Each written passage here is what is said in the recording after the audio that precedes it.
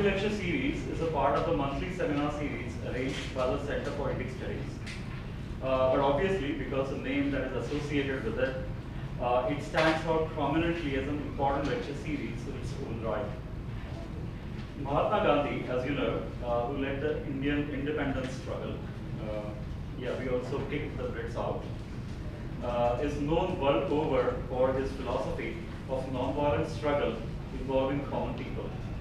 The importance of such struggles has become even more important today, as diverse groups of people across the world voice their collective opinions on preferred governance structures and philosophies. Today, Vinayak Bandyopadhyay from Calcutta University joins the list of distinguished speakers like Faisal Devji from Oxford University, we had him last year. The famous Gene Sharp, who is the Emeritus Professor of Political Science from UMass, currently with the Albert Einstein Institution. And Madhusuri Prakash, who is from the Penn State State University. The Center for Indic Studies also has conducted many other events to debate Gandhian philosophy, to introduce people to Gandhian philosophy, and this lecture series forms a part of those efforts. Today, Vinayak Bandyopadhyay will talk on the influence of Gandhi and the other side of violence in the Indian culture. I thank all of you to be here, especially as a caller. Without further ado, I request Dr. Shankar Bhowmik, Associate Professor of Engineering, to introduce today's speaker. Vinayak is a professor of English in one of the colleges under Calcutta University. He did his undergraduate in the Calcutta University system, then did his master's at another university, Calcutta University. He is currently enrolled as a PhD student at Rabindra Bharati University. This is taking him a while, not because he is lax in his work, but he is an extremely busy and well-known poet and literary figure. So he has probably won all the leading awards. He's probably one of the most well-known writers under 40 all over India. He writes in Bengali, he knows the local languages. He's probably one of the most well-known writers. So it's a pleasure to have Vinayak, and his take, or rather the take of most Indian literary figures, how they look at the influence of Gandhi. The West, we perceive him in a certain way, but how do people in India look at him? So it's going to be fairly interesting. You'll get to know probably a few interesting stuff over here. I am very fortunate to be invited as the Gandhi speaker, and I really do hope that I do justice to this invitation. I was in Iowa as the only Indian in the international writing program, and I have been there for the last 3 months. I am profusely grateful to Dr. Bhowmik and Dr. Sukollan Sengupta for arranging this, and Parag also. So today, as a writer, I would just try to bring into focus how Gandhi is relevant to Indian writing. First of that, how Gandhi is relevant in today's perspectives, in today's politics, in today's India, and above all, today's world. So, I want to start this session in an interactive way. You, all of you who are present here, and who come from different nationalities but from the same world, have you heard of Gandhi? You have heard his name. Yes. What's the primary thing? I just need to give my mic to Dr. Bhowmik. What's the primary thing you have heard about him? Non-violence. Non-violence. So the first thing that hits out to anyone who has heard the thing Gandhi is non-violence. Gandhi is known to the world for non-violence, and he is much more relevant to the world because violence is no longer a feasible option. With several nuclear states violence means annihilation. Violence means extinction. We did have World War I and we did have World War II, but we cannot have a World War III. We cannot afford, because it would mean the end of the world.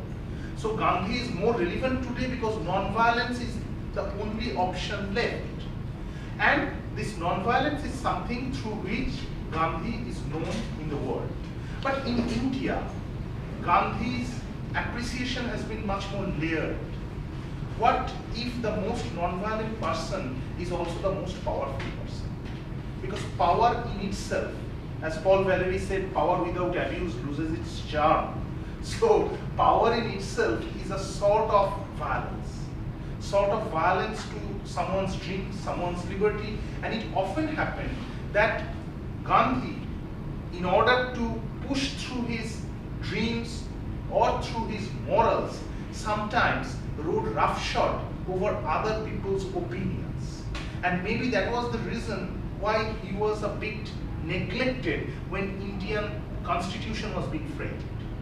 We borrowed heavily from American and British constitution, but Gandhi was a bit neglected because his ideas of village freedom, his ideas of power from below were not going well with the masters of India, the new rulers of India. So they kept him in the sidelines.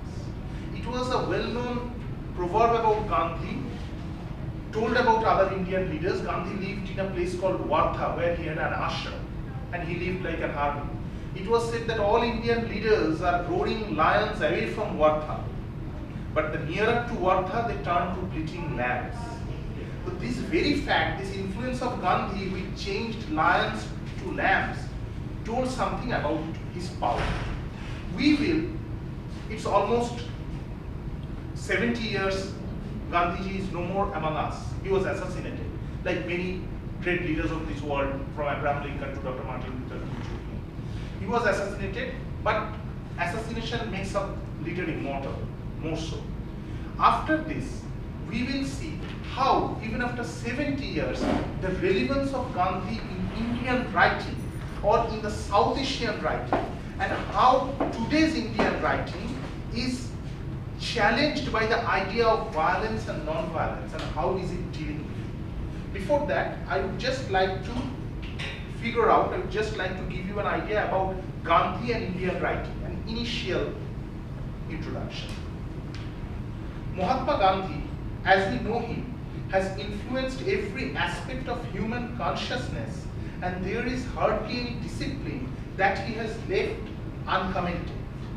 He is an immense source of writing himself and has influenced different disciplines, and very many writers from different fields like history, politics, philosophy, literature, sociology, and so on have him as their cultural themes. While musing on different books on Gandhi, especially the Gandhian influence on Indian literature, we can easily sense that the entire time of pre-independence was grossly occupied by a Gandhian consciousness. Eminent literary historian Dr. M.K. Nayak comments, Indian writing was inevitably influenced by Gandhi. According to him, the Indian writing, particularly in English, in fact discovered some of its most compelling themes because of Gandhi. Literature is a form of communication, and between the reader and writer, the word communication comes from the Latin word communis, meaning commonness. That is, successful and effective communication is only possible when all the needed parameters for communication, like interest, motive, physical and psychological conditions of both listener and speaker language are common. India has a great tradition of speakers. They started from Buddha to Ramakrishna Paramahansa. And Gandhi, more than a speaker, was a great communicator. He was a dynamic one, taking in his ambit natural environment, community, social relations, education, production, culture, and heritage. Hence, though India was underdeveloped, colonized country at his time, it was also a country with rich cultural heritage which Gandhi described. According to him, India was a cradle of civilization. And all these communicators, from Buddha, Ramakrishna Paramahansa to Gandhi, they dealt with this fact that a country which is poor in human resources may be very rich in cultural heritage. and they highlighted this heritage of India. Gandhi was also an advanced social worker and was well aware of the power of communication. He achieved identification with the masses through sadharanikaran or simplification of his message. He left a deep impression of upon Indian literature. He is a mine of theme for writers and commentators, though he himself never worked on any literary topic. Dramatic reconstruction of Gandhi's life in film and fiction range from Richard Attenborough's award-winning film Gandhi, which many of you may have seen in 1982, to Indian English novels like Mulk Raj Anand, Raja Rao and R.K. Narayan. Now, this Gandhian philosophy of non-violence, it seeped into the society, it percolated into the society in such a way that many characters came out of the society, particularly in novels by Raja Rao, in novels by R.K. Narayan, and also in novels by Mulk Raj Anand. Gandhi was the only Indian after Buddha to attain worldwide fame. Along with, if you can say, Rabindranath Tagore, the first Asian to win the Nobel Prize, and Swami Vivekananda, who came into Chicago in the Parliament of Religions. He was a psychologist in one sense, an idealist on the other, as he could feel the pulse of India and its people on whom he could exert a tremendous influence and preach his essay Gandhian ideology. Now, Gandhi, before becoming a leader of the Indian masses, was a lawyer, as we all know, in South Africa. And there he was a leading figure against apartheid. He was a leader of the anti-apartheid movement. He was himself kicked out of the train at one point of time in South Africa. So when he came back to India, he borrowed from West, or he knew about Western philosophies, but he chose a radically Indian image for himself, which was much more. He was an excellent speaker of English, he was an excellent writer of English, but he chose a much more radical image, radical Indian image, just to suit with the masses. He, one person who was very comfortable in his suits, left everything, and for the rest of his life he was only seen in loincloth. That was the way he associated with the masses. The masses could think of him as one of his own. Now the point I want to, after giving you a brief introduction of what Gandhi wanted and his philosophy, his preachings, I would just want to say how he was received. The masses did not always receive Gandhi in the Gandhian way. Gandhi talked about non-violence, but when the masses staged a movement, Shahid Amin talks about this, that Gandhian influence on Indian society, on Indian rural folks, on Indian masses, and he has analyzed, he has shown us how Indian movements have taken Gandhi's philosophy, but albeit in a manner which suits them. The movements were such that they went to some big godowns and they claimed that Gandhi Maharaj, or Gandhi is our king, and he has demanded that all things should be sold under this price. So when a movement occurs, say you wish to change Target or HEB into Walmart or into dollar store, and you go there and you say that Gandhi has asked that prices could not be so much. So they forcibly took the things and paid much less. Their philosophy, their slogan became, we can't pay, we won't pay. And they were using Gandhi for that purpose. So Gandhi approached the masses in one way, masses received him in another way.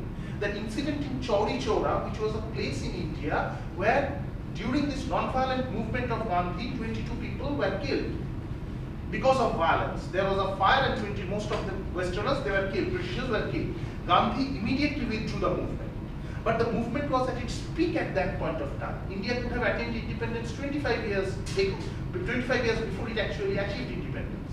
But Gandhi recalled the movement because to him, means was much more important than the end. And he could not keep the masses. So it was not also possible for him, in spite of his huge charisma, to keep the masses in control. The masses at times bursted.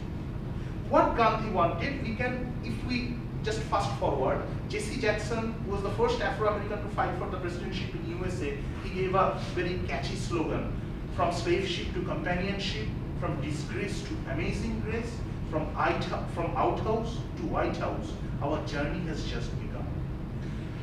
Gandhi, in a manner, gave this slogan to Indians, only he he called them to stop before they enter the seat of power. Because to him, renouncing something, when you have got it, is the essence of his non-violent philosophy. You achieve it, then you renounce it. This was the core of Gandhian philosophy, which was adapted in Indian writings of Mulkrajanan, Raja Rao, and R.K. Narayan. In R.K. Narayan's Waiting for Mahatma, we see the protagonists of a village. They are fighting for something, but when they win, they actually don't take the chair. They sidestep for someone else. That is the Gandhian philosophy. Gandhi never became the president of Congress. He always remained the most powerful member, but the most powerful decision maker who was just a primary member. He liked it that way. Not the chair, but controlling. So that thing also seeped into Indian literature. That the hero who owned the guard left the guard for someone else. He owned the guard, but he did not take her with him. So this Gandhian philosophy somehow shaped the Indian literary scene from the 1920s to 1950s. But then the changes came. Then the changes were coming. But before that, we will see what, in short, was the preachings of Gandhian philosophy. The 1910s movement and organizations provided undercover support for nationalist activities. Krishna Kripalani says, Gandhi stripped urban life and elegance of their pretension and emphasized that religion without compassion and culture without conscience were worthless. I repeat this, that religion without compassion and culture without conscience. These two were the confluencing themes of Gandhian philosophy. Religion must have compassion. So even 100 years ago, he was against terrorism in the name of religion, which we are so much aware of today. So Gandhi was against, his movement was one of passive resistance, not jihad, not killing in the name of religion, but living in the name of religion. And live and let live, allowing others also to live in the name of religion. So religion must come with compassion and culture with conscience. Because often it happens that culture for culture or culture for its own sake has overwhelmed the audience during many times in the world's history. But to Gandhi, this religion with compassion and culture with conscience was very much important. And wherefrom did he get it? His main points of his philosophical themes were: people should not adhere to extremist means of protest, stop the evil practices of hatred, lying, untouchability, stop consumption of narcotics, people should be honest and self-sufficient, believe in truth, face the truth and apply it in life, apply religion as truth in his or her life. Now this Gandhian philosophy has its seeds in the first speech given by Swami Vivekananda in Chicago during the first Parliament of World Religions. Gandhi borrowed freely from that. His views on religion was based on what Swami Vivekananda said. And what did he say? Just let us see in a nutshell. Sisters and brothers of America, it fills my heart with joy unspeakable to rise in response to the warm and cordial welcome which you have given us. I thank you in the name of the most ancient order of monks in the world. I thank you in the name of the mother of religions. And I thank you in the name of millions and millions of Hindu people of all classes and sects. My thanks also to some of the speakers on this platform who, referring to the delegates from the Orient, have told you that these men from far-off nations may well claim the honor of bearing to different lands the idea of toleration. I am proud to belong to a religion which has taught the world both tolerance and universal acceptance. We believe not only in universal toleration, but we accept all religions as true. I am proud to belong to a nation which has sheltered the persecuted and the refugees of all religions and all nations of the earth. I will quote to you, brethren, a few lines from a hymn which I remember to have repeated from my earliest boyhood, which is every day repeated by millions of human beings as the different streams having their sources in different paths, which men take through different tendencies, various though they appear, crooked or straight, all lead to thee. This is from Gita, the ancient Hindu textbook or Indian textbook, which it says, Jo jathamam prapaddante tam tathaiva bhajamaham. The one, you can have several paths to reach the truth. This acceptability of pluralism. Mao Zedong said, let 100 flowers bloom. But communist China did not have the apparatus to allow 100 flowers bloom. And so Tiananmen wouldn't have occurred. But Gandhi, from the first point, this tolerance, more than non-violence, the seed of non-violence is in tolerance. So this tolerance was something which Gandhi gave to Indian society, and it came to Indian writings also. So this was the Indian writing scenario from 20s to 50s as influenced by Gandhi. But things drastically changed from the 50s because of partition of India. Partition of India in the name of religion. Because though India is a secular country, which has Hindus, Muslims, Christians, Shiites, the two parts of India were turned into Islamic countries. And so this partition on the basis of religion changed certain things. There was mass persecution, there was flow of refugees, and there are several novels which recollected this bloodshed. So Gandhi himself was assassinated. And this Gandhian Hinduism also was something of tolerance. But you see, radicalism breeds radicalism. So Gandhi became unpopular to a section of Islamists and to a section of Hindus also.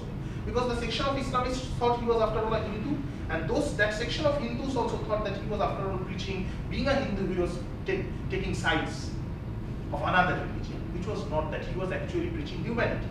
But because of this bloodshed, you cannot talk about peace just directly after 9/11. But the most important thing is that you have to do that. So, as we say that India is a land of trinities, Brahma, Vishnu, Maheshwar, three Indian gods. I met a little kid who said America is also a land of trinities, but only the gods have been replaced by numbers. It's 911. Three gods and it's three numbers. So, Gandhi, what he wanted that India should be based on this trinity: love, trust, and tolerance. But after partition, there was no love because there was so much bloodshed. There was no trust because communities living side by side for 1,000 years were killing each other.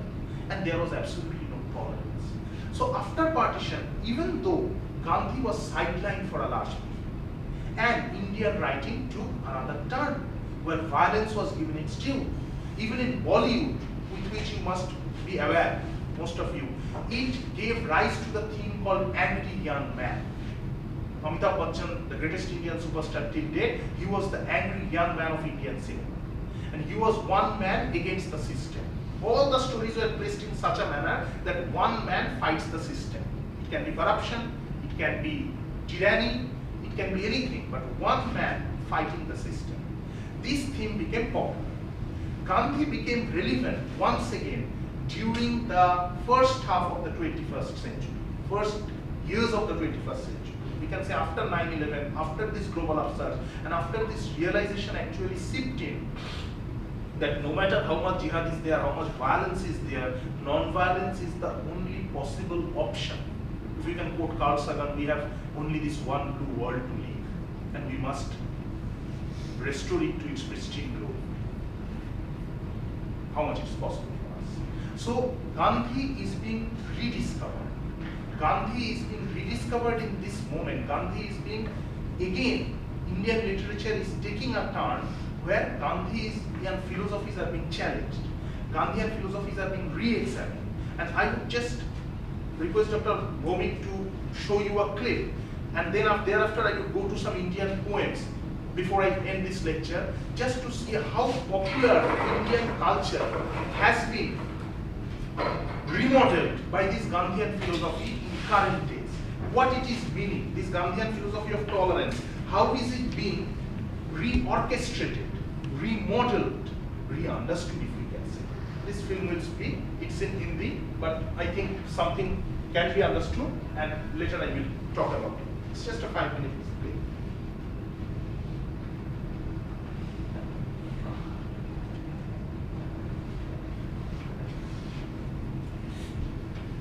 Here's a man is a radio jockey who gives solutions to people's problems.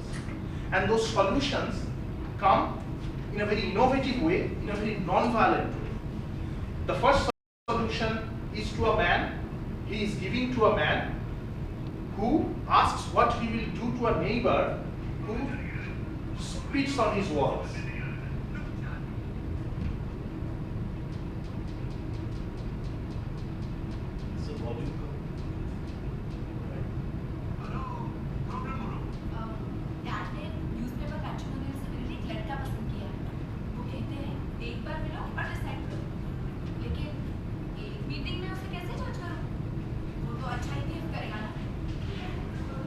आदमी को परखना हो तो ये देखो कि अपने से नीचे तबके के लोगों से वो कैसे बर्ताव करता है। कहाँ से बोले? रेस्टोरेंट से। वो अभी मुझे यहाँ मिलने आ रहा है। अच्छा, वेरी गुड। देखो, अगर वो वेटर को या करके बुलाए तो वहां से कट लेने का।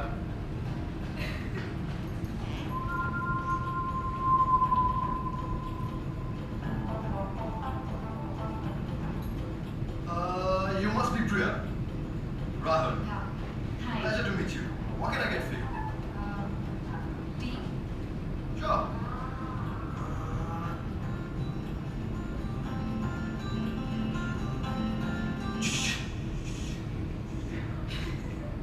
Listen. Okay, one cappuccino for me and tea for the lady.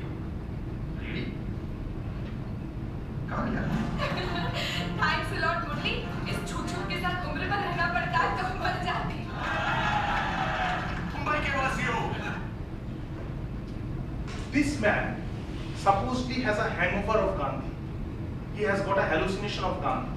And he brings into this film, is called Lage Raho Munna Bhai. Munna Bhai, carry on. This film shows how he uses Gandhian ideologies, Gandhian principles to solve everyday problems. He is a radio jockey. One girl asks him, she is going on a date with an unknown person. And how can she realize what sort of person that man is?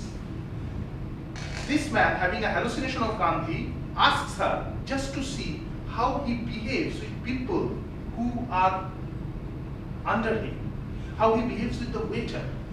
If he calls the waiter by name or just makes that sound to call the waiter, both will show the difference. Just to know a person, you have to know how he behaves with people who are down the hierarchy. And this girl recognizes that the boy he is gone for date is not her cup of tea, and she moves on. So this idea comes from the Gandhian principle of treating everyone with equal respect. And this is just used in the film as a way of knowing human beings even today. I will go on to the next. So every day the man spits outside his door, and every day he just cleans it without protesting or without accusing or without hurting him. So this is the Gandhian way of non-violence, whereby tolerance, you change the other person. So this has been rediscovered. This is being, Indian writing and Indian films are going through a way to rediscover the ways of tolerance, whereby the world can be more humanized. I would just read a few current Indian poets, and just to show how this play of violence and non-violence and how this Gandhian philosophy is penetrating through Indian writings and reaching the world. Make no war, make love. In war, either you kill or you die. There has been no second twilight zone in which you neither kill nor die. But in love, you have a million of options and twilight zones. You can be a hero, you can be a villain, you can be a hermit, you can be a murderer, you can be a beggar, you can be a prince. Sorry, I don't want to make my list boring. So my dear friends, ladies and gentlemen, make no war, make love.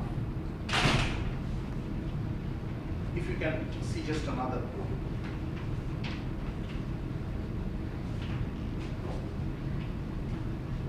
After the Holocaust, this is called. After the Peloponnesian Wars, I rose from the mudded blood. I saw you in the twilight. I said I want to make a home with you. After a desert guerrilla war, I was a cactus covered with sand. I wiped my eyes to see you. My eyes became two deserts. After the wars of the Horn of Africa, I said, take me to a river of amnesia. They dragged me down the way for 3 nights and left me dead before you. After the Holocaust, I signed a lot of papers, lot of treaties. I also wrote some love letters. Did you get them? Any of them? After the no-fly zone war, I was an ash man with boils all over my body. I was not dying. I SMS'd a line, I love you. Do you still love me? So this Gandhian principle talks about that when we meet people, Tennessee Williams once told, whoever you are, I have always depended on the kindness of strangers. And Gandhian philosophy teaches us, and the literature through which it is being preached teaches us that we sit across the tables not only to sign deals, but to exchange our losses, to divide our frustrations, and to share our joys. I want to end with a poem, an Indian poem, which is universal and which tells more than the Gandhian way how, or in an albeit in a different way, how this violence wrecks every family, and why non-violence, tolerance, love, and friendship are the only possible options throughout the world. This poem is called Give Me My Son Back. The mother asking the police, it can be true for any part of the world, for any of our lives. The mother asking the police asking the home ministry, the home speaking to sovereignty, the sovereignty asking the jungle speaking to totem, the totem asking the God, give me my son back. But now God doesn't speak any longer. It's AK-47 that speaks. All is done and said by hidden landmines. Soon after we built police stations on Earth, shepherds came to be sheltered in 14th-floor apartments. Rivers began to die one by one.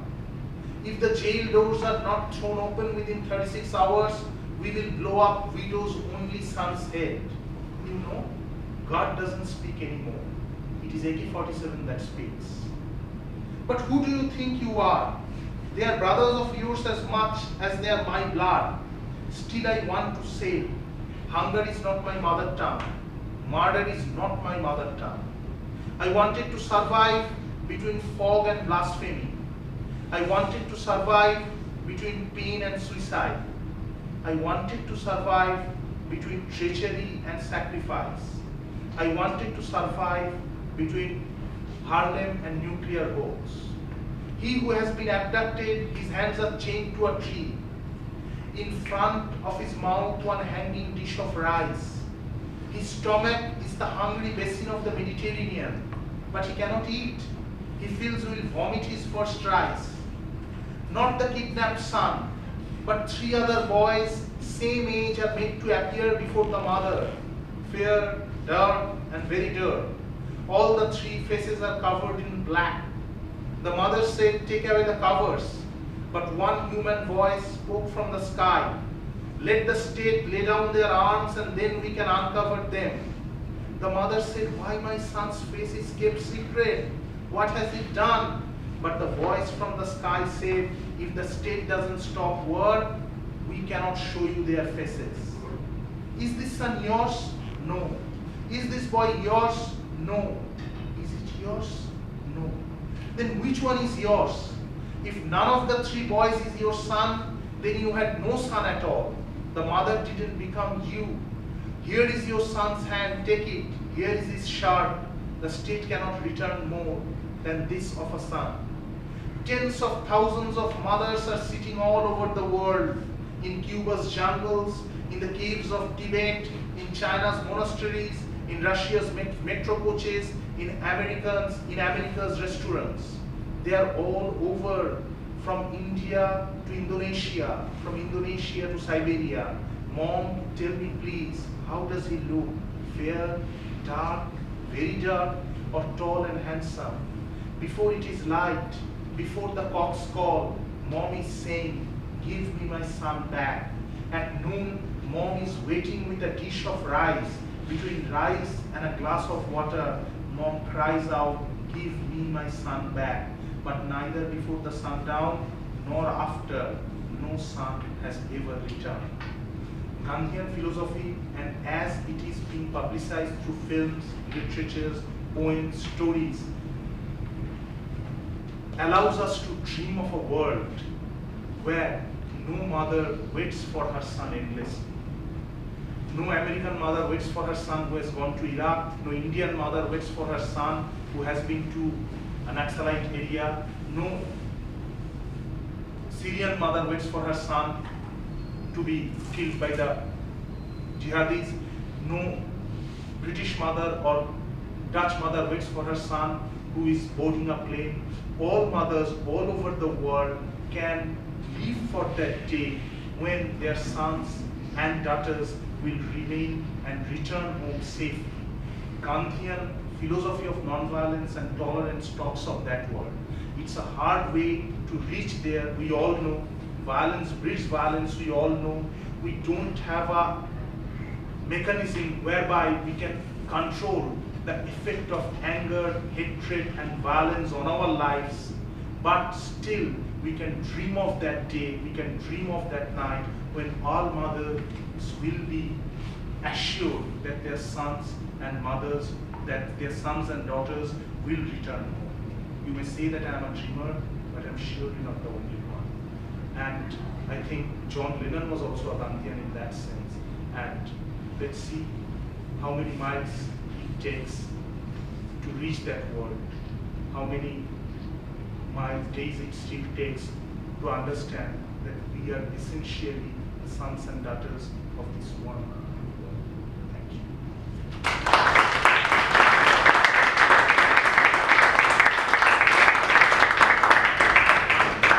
Questions for the speaker? Yeah. Yeah, the movie shows Lateral Munabai, I think it's called. Yes. The actor was the broadcaster, Sanjay Dutt. Yes. Wasn't he accused of something related to something in the 1993 terrorist incidents? Yes, he is serving a jail term now. But you see, he's serving a jail term. He was associated with terrorist activities. It is very unfortunate. But in this film, it may serve as an alter ego. It may seem to be a contradiction at first. But the actor who portrays this role of a Gandhian, is actually himself in his real life associated with some terrorist activities. But I do think that when he himself thinks of this film, he will be ashamed and he will be repentant of whatever he has done. And that doesn't make the film any less truthful, because here I am concerned about Munna Bhai, not the man who is playing the role. So, and actually, the other part of the story is that he basically had access to the rifle because he wanted to protect his neighbors from attack. So yes, it may not be actually an association with terror. but whatever he has done, he has been punished and punished greatly for that. So I think the movie carries forward its message. Other questions, particularly from the students, because I know some of you have to leave.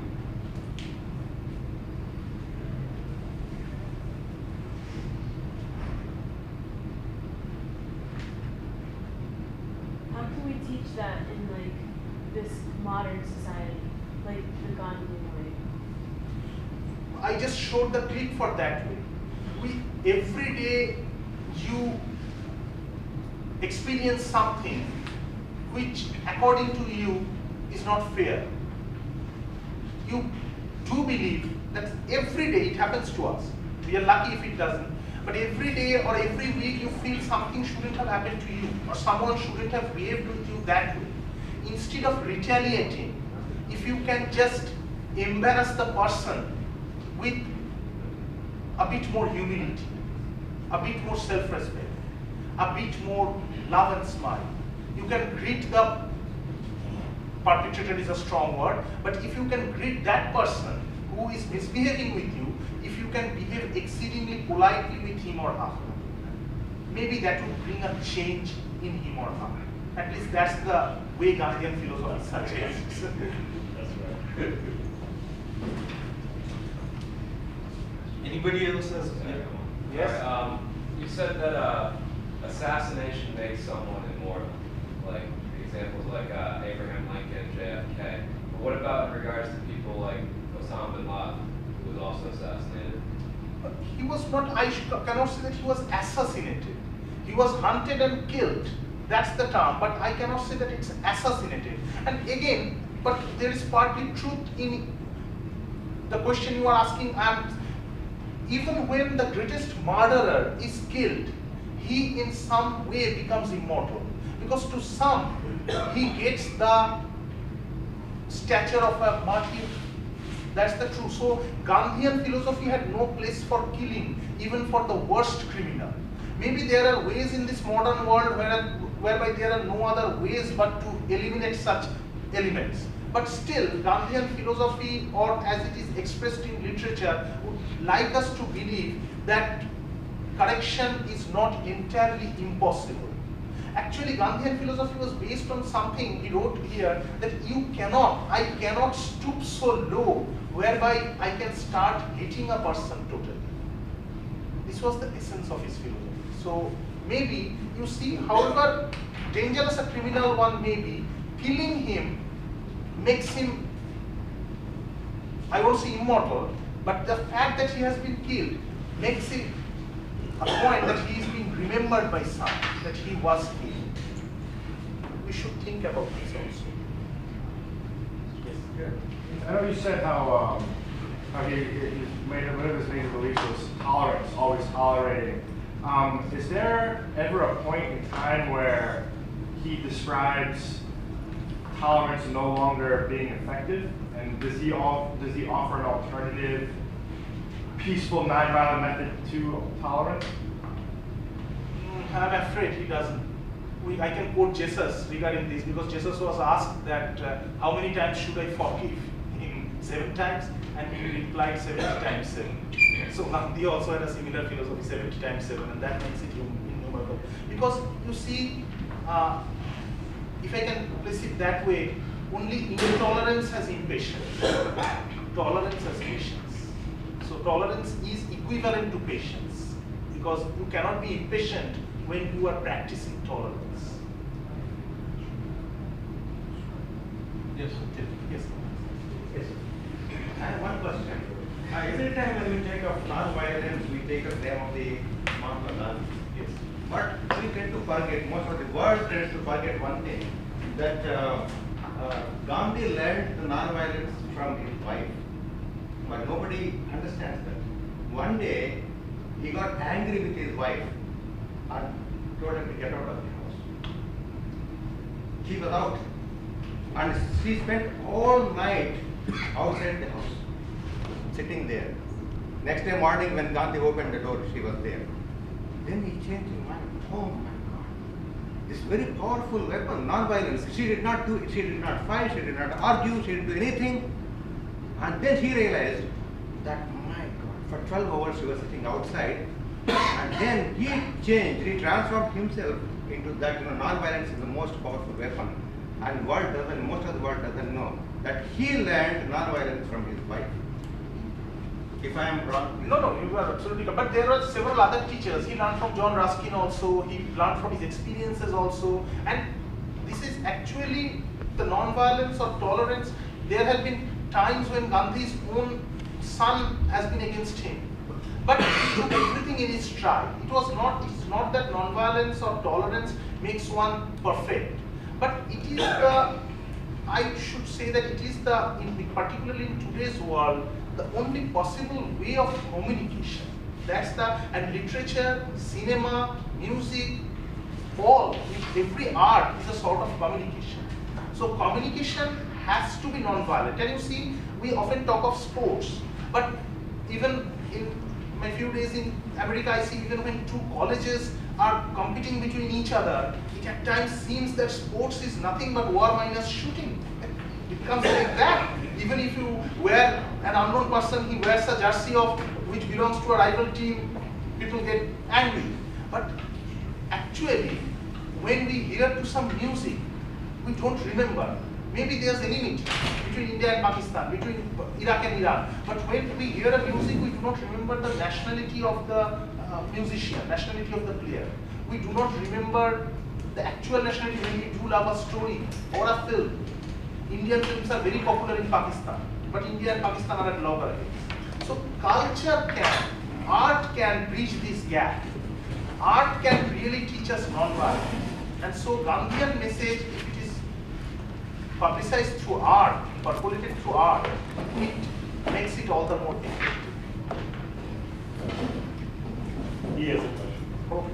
What does Gandhian philosophy say when you're dealing with people who are intolerant? Because you can be one of the most tolerant people in the world, but when coming up against someone who's completely intolerant of others, is there a way that Gandhi uses to influence that situation to teach the intolerant people tolerance? I just told in answer to his question that violence breeds violence, but there are certain ethics of the civilized society. If there is a battle between a civilized and a savage, you have to support the civilized. There is no other option. The only point which we should ponder upon is that whether that battle should be carried on physically or carried on violently. If you are intolerant, that's condemnable. But you can't force me to be intolerant because that's your victory in some sense. If someone, I can't say that if someone is kicking at you, you should remain tolerant. But you should leave the place rather than kicking back. That's the Gandhian way. Because then that intolerant man own. It's his victory. He has made you intolerant also. So there must be some legal and societal ways to combat with absolute savagery or intolerance. But as far as the clippings shown in the film, or as far as the things which we can ignore, or which we don't have to react to everything, even if there is intolerance, we can ignore it, we can choose not to react, or to react in my way. Not to fall in the trap that you can make me intolerant by just being intolerant yourself.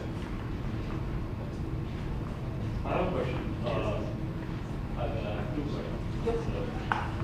One is I read a recent article by Anupati Roy, okay, which kind of compares and contrasts the views of Dr. Ambedkar, it's called the father of Constitution, yes, versus how Gandhi was in the past, because his, I mean, he also evolved in terms of his thoughts and in terms of his practices. I mean, he showed to be much parochial when he was in South Africa than how he became very inclusivist later. So what do you have to say on that? And secondly, most of the examples that you have given of literature seems to be from upper caste. Seems to be from upper caste. not necessarily. Okay, Not necessarily, but we could call it established literature.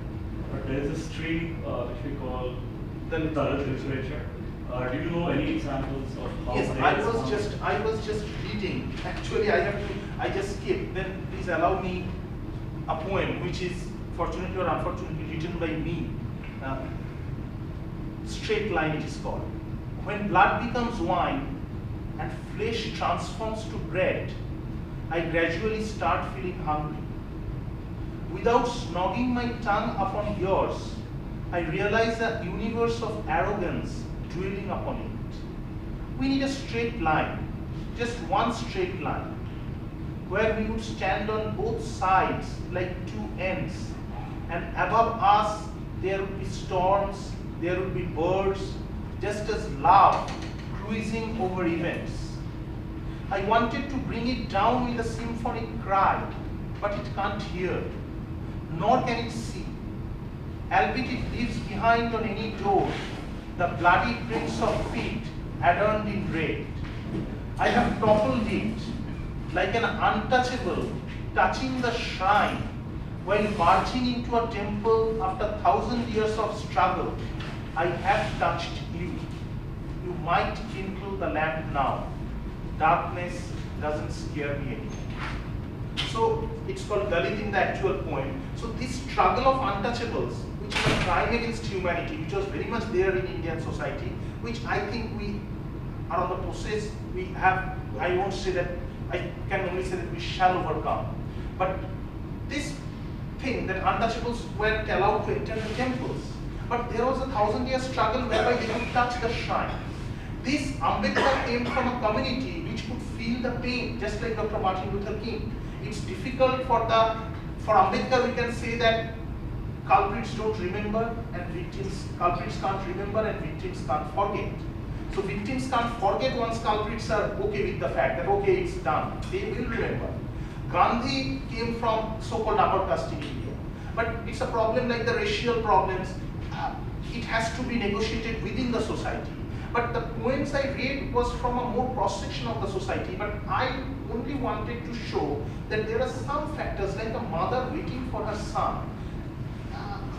This is something which is common, be she from any part of the world or from any caste actually. So this caste divide was there, and actually Gandhi yes, Gandhi we can say he rose to the occasion. And regarding this, say he was much more parochial in the past, he became he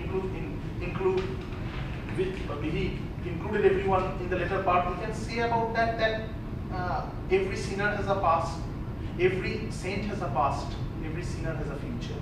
So this was done by Swami Vivekananda, not exactly in the terms, but yes, Gandhi evolved. And there are certain things, actually when Subhash Bose, another luminary Indian freedom fighter, when he won the vote within the Congress, Gandhi said that his defeat is my defeat, his win is my defeat. So it was not that Gandhi was above everything. He had all those emotions. If you can point it that way, he had this desire to control things, albeit not sitting on the throne. So this was all there. As I said at the beginning of my lecture, that his understanding in India is layered.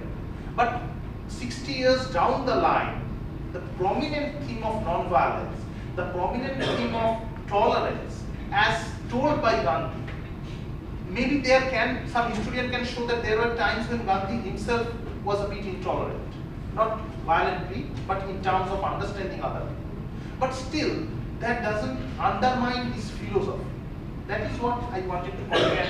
It is coming in Indian literature, it is being portrayed in a way which suits us today.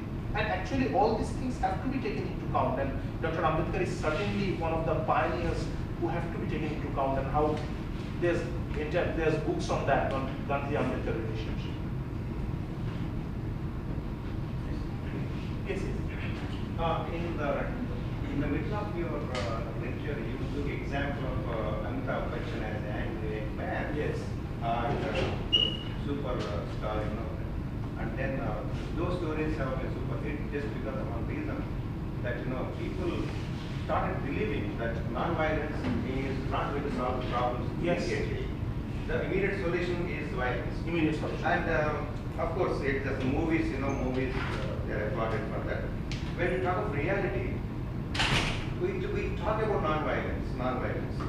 Can you tell me one day's newspaper, just only one day out of 365 days, without consisting of at least one news item about violence?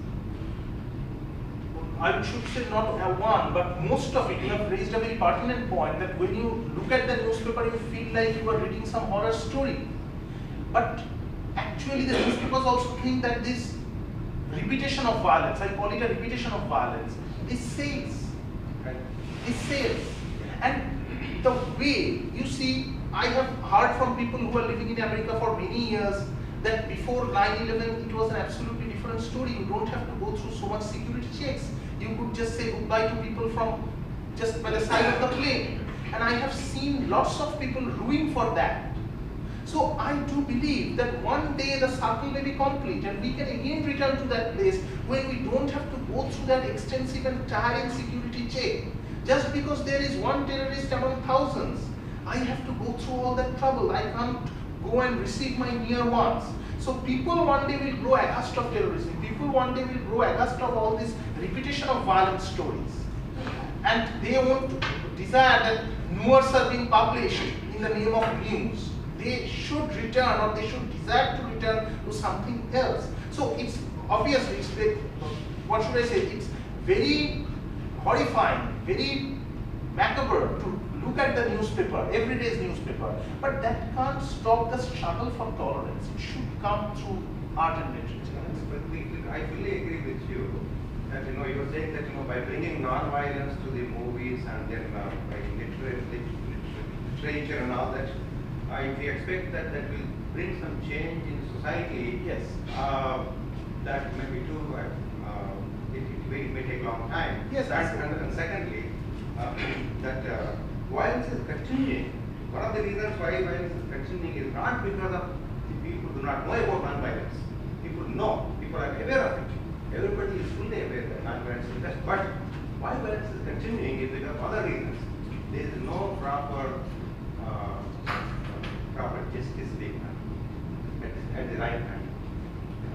There's a very good book that came out a couple of years ago, Stephen Pinker's Angels of Our Better Nature, and it points out that violence actually is at an all-time low. Violence has been decreasing over the last decades at an incredible rate. We are certainly in the most peaceful, non-violent time in human history. But people don't know that because it's not presented that way. It's presented through newspapers and anecdotal stories, and of course there's a lot of violence left. But in fact, I think it would be interesting to see whether that data, I haven't looked at the detail enough of the concept of Gandhi, but when does that drop off really occur? And I suspect it occurs right after World War II, of course, which was very violent and people died. But it's quite actually optimistic. But the newspapers don't like optimism very well, and they much prefer to sell Actually, what we saw, I was in the Iowa International Writers Program for 3 months, where I saw people from different parts of the world, and there are 2-3 folks who every day went out to drink, and suddenly they were very disappointed. And they said, "What's that?" One came from Egypt, they said another came from the Mediterranean. They said, "Here people are drinking silently, they are not fighting over the drinks. So we are so bored." So actually, the idea of tolerance or non-violence, to some it may seem very boring. To some it may seem that some fights would have enlivened the situation, but they were just astonished to find. So it's not that way. There may be non-violence not in a boring, but there really. See, I saw a documentary on Syria where people are laughing at a person who is running because there has been a bomb blast in the vicinity. They say, "Why are you running? Why are you so afraid? It happens every day." So it makes you immune to the biggest crimes also. You live for the moment. So I think for them to come back to the real routine of life, as you said that we live in the non-violent times. Maybe true of US or worldwide. There's still violence, but worldwide violence is down. The point is the violence. Yes, worldwide. There's less violence now than there was at any other time in human history. I think what Alex is saying, the representation, as Satya is pointing out, if you open the newspapers or news channels, whatever, what he's saying is that those are magnified. They are. They're So if you look at magnified. statistics, he's saying statistically it's not as bad as we It's quite a bit better. I mean, it's very, very positive. That's the way that you are right. Except some places, except some places in West Asia or other, I do agree with you. But when I'm a stranger. When I came to USA for the first time and for the second time, I was just seeing the newspaper, and I was in Iowa. I was going to the south for some readings, and in Iowa I saw everyday papers with big headings of Ebola. And I thought it was scary. Every day it was coming in such a news. But ultimately, how many people were affected? You should take all the precautionary measures, but all those facts to all those foreigners, they were so scary. But ultimately, maybe 1 or 2. But the planes where if you travel by train, everyone was more or less frightened, afraid. But maybe there was no reason to get so much panic. So newspapers have this tendency, or media have this tendency to magnify things or to place them in a manner whereby it looks more scary. But in our everyday life, we should, however boring it should sound, we should learn to drink silently and without fights. I think what the problem with that statistic is that the distribution definition of violence has changed. Our geographical focus now is more towards other parts. Though overall, violence might have gone down. I mean, if you look at Africa, I think there were these horrible wars in Africa that most people didn't pay, most of the world didn't pay any attention to at all, but the people died. Now we get much better coverage. I don't know. I can say Steven Pinker, Angel of Our Better Nature, is a huge book, and it's all about how we should be feeling better than we feel. Because in fact, there's been much more progress than people are generally aware of.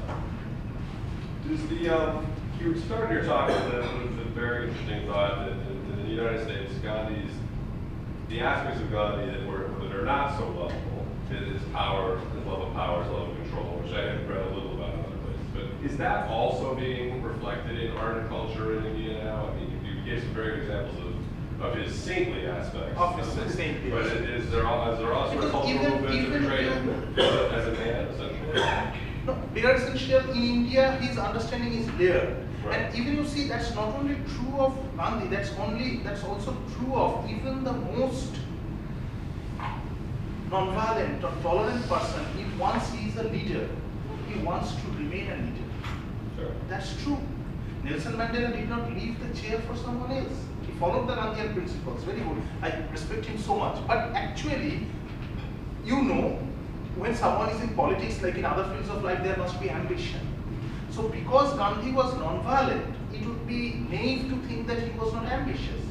He was ambitious in his own way. He wanted to lead the country, and that's why he felt sidelined when his views were not being incorporated. The question is, how were they brought out in the literature, current day literature?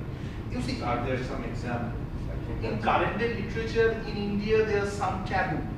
Though his understanding is layered, you talk about it a much. Actually, I can't say that Judith Brown, though she's not an Indian, she has done a great job as a historian. She has seen Gandhi in all the lights. Anyway, if there can be 100 books which sees Gandhi in a positive light, there can be one book which sees him in a negative light, because that makes it real. But in India, books generally come out. India has this violence, to me, is not actually in the physical sense all the time. You see, India did not have this culture of banning books. But in some 25 years ago, first book that was banned in India actually was Salman Rushdie's Satanic Verses. And when it was banned, for reasons, actually Satanic Verses before, if it was not banned, it would have been read by very few people in India. After it was banned, 500 copies came out. But this banning opened floodgates for something. Every time some books come out, be it on Hinduism, be it on anything and everything, a pressure group starts demonstrating, violating the laws, that this book should be banned. But this culture of banning books was not in India. There was this spirit of free publishing. When you violate that, this is a sort of violence, you set a precedence. Nowadays, there are these violence mongers.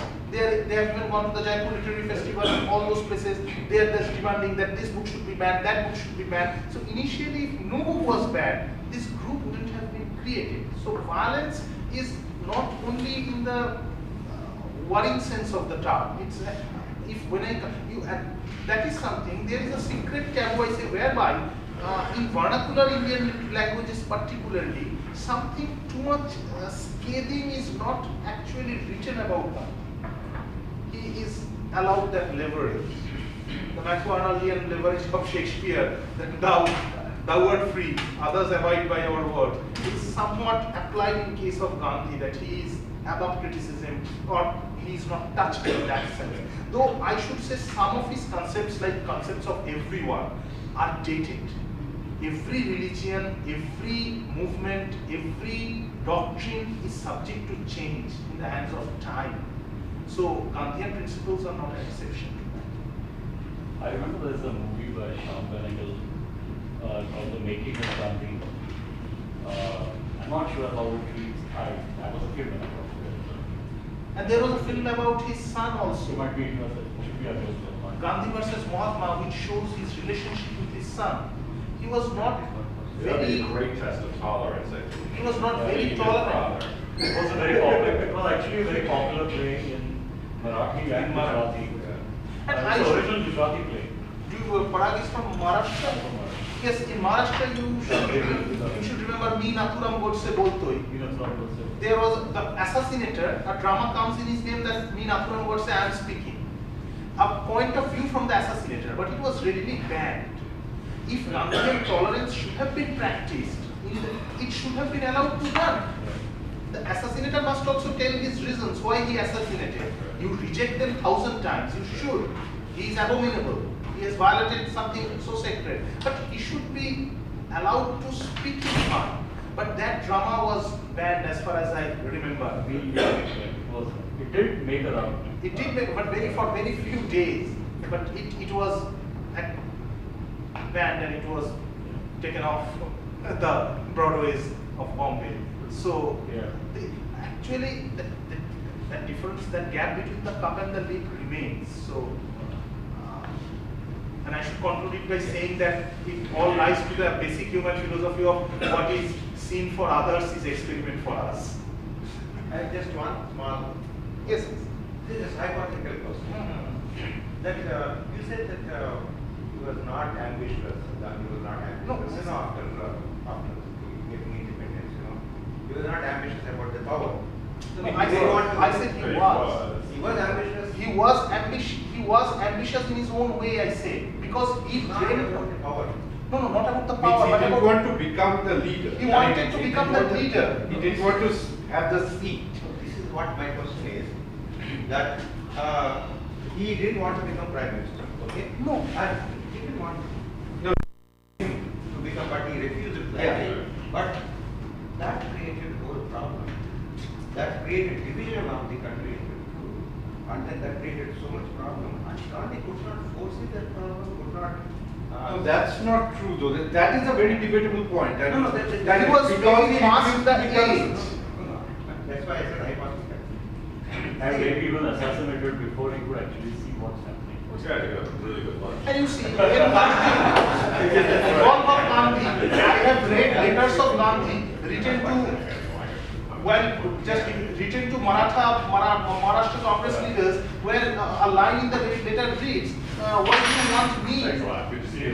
Why do you want me? You have such great leaders like Tilak."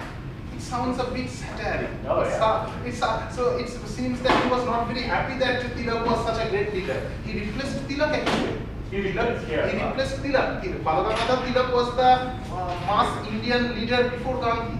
And he replaced Tilak in his own way. He replaced Chittaranjan Das also, who was from Bengal. And teacher.